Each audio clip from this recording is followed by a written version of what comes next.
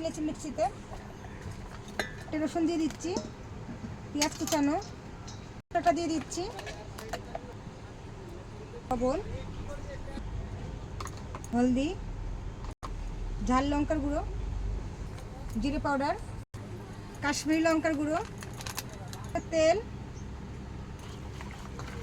দেখুন দুটো আলু দিয়ে দিয়েছি, হাঁড়িতে দিয়ে দিচ্ছি, দিয়ে জলটুকু দিয়ে দেবো।